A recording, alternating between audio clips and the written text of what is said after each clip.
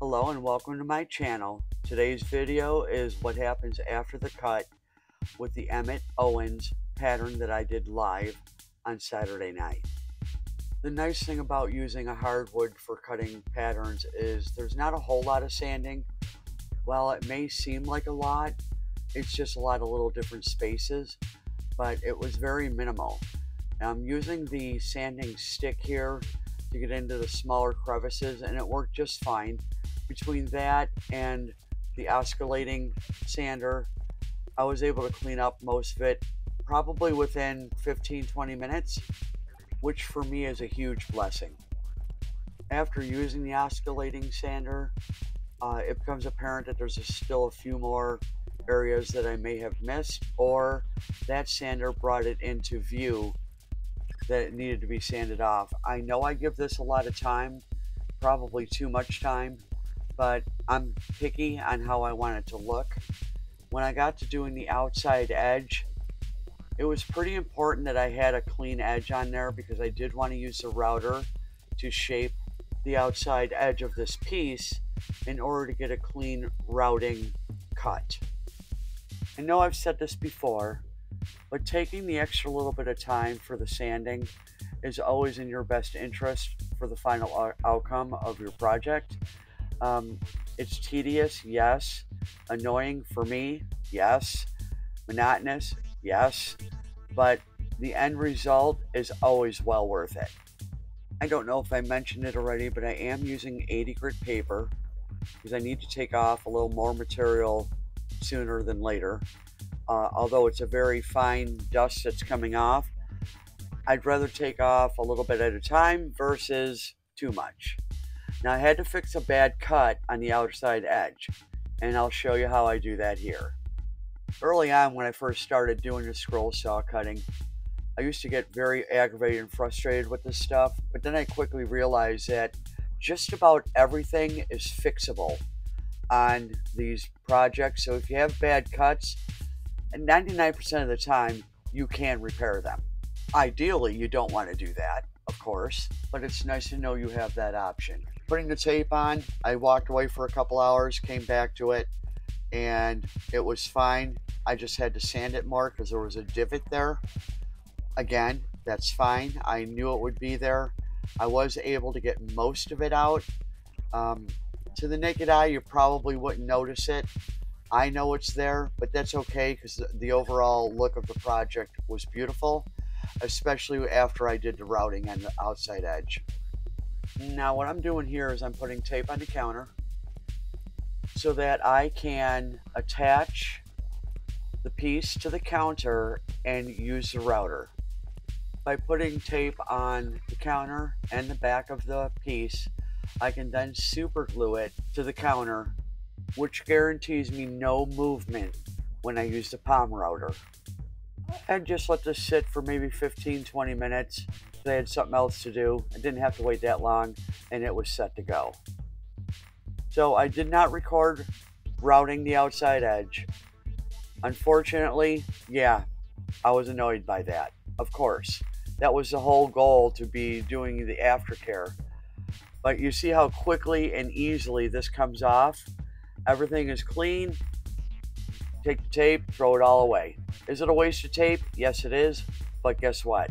It's safety first, because I especially know how dangerous a lot of tools can be. While it's difficult to see here, I am going to show you the outside edge a little closer up so you can have a better idea of how I cut it. I wanted to give it some shape to make it look more, I don't know, professional maybe. I tried to make that outer edge when I cut it wider, and it just wasn't. I was tired, I wasn't able to do it, so I just stayed on the original line, and I'm actually quite happy with how it turned out. You have to keep in mind, I've never done any of this stuff before. Everything's new to me. I have ideas, I try to implement them. I did on this case, and it actually worked out pretty well. I do need to do a little bit more sanding on the outside edge to clean it up. Not a whole lot, but of course it had to be enough to meet my own standards.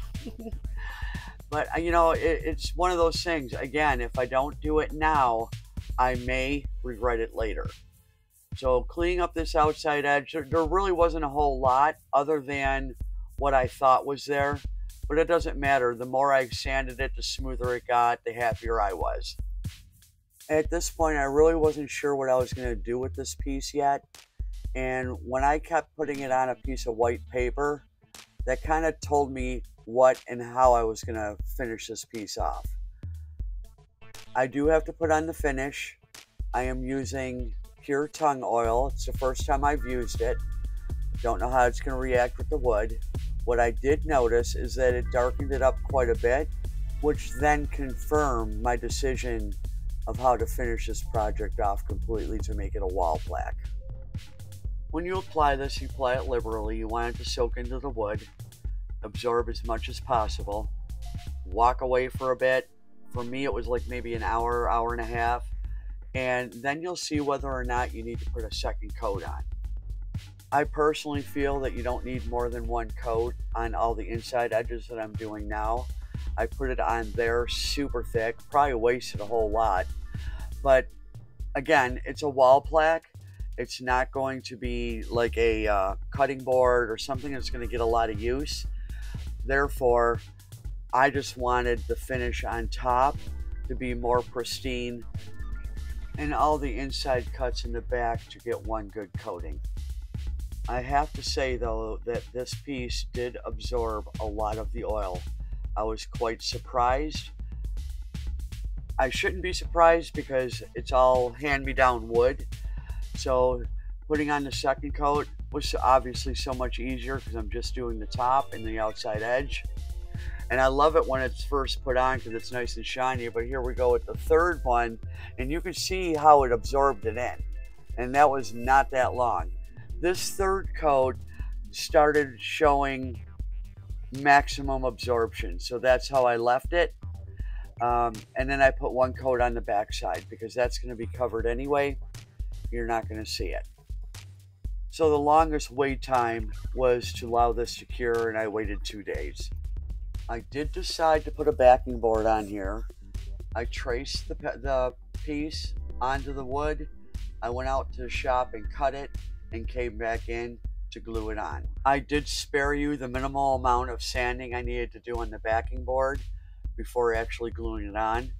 I'm using CA glue, which I kind of got a little carried away with. But I had 1 or 2 spots, very minimal of squeeze out, and that was easy enough to remove after it dried. I apologize for my cover on my camera. I hit it down when I was moving the piece. Now I'm just holding it down. It dried in a few hours. Actually, I got back to it in a few hours. I'm going to show you how I put the coin on the back of my pieces. This is a Forstner bit, 1 inch. I purchased the wooden coins with my information on it from Steve Good. I've done so many of these now that I can pretty much eyeball it to be the correct depth. I do test it once in a while, but again, eyeballing it is fine. Now, on the back, you got that center hole from the Forstner bit. I did flip it over to double check to make sure that didn't come through on the front. So if you noticed, the coin is a little off center because I needed that to be put in where there was wood on the other side. So here I'm just using wood glue, which works just fine for this because it is a tight fit. That coin pretty much snaps into place. So there's really no issue or worry about it coming out for any reason.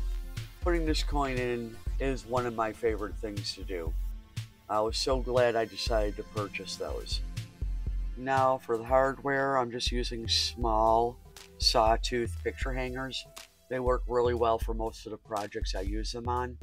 I pre-drill the holes, I fit in the screws, take the screws back out, and I actually super glue the screws in. Reason being, one of my pet peeves with this style of picture hanger is those come loose all the time. I don't think I've ever owned anything with one of those on it that it didn't come loose. I just don't foresee this being a problem for anyone else in the future once these are dried and secured in. The next step I plan on taking here, and you'll see, solves another problem that I've always had an issue with these type of hangers. I have these felt buttons. A lot of people put them on the bottom of boxes or different pieces so that it doesn't scratch the furniture. By putting one on each side, I super glue it down. I found out completely by accident a few months ago that those are the exact same depth as that hanger. And so when it's on the wall, it lays perfectly flat. If you made it this far into the video, thank you so much. I hope you do enjoy the end result as much as I did. God bless and take care.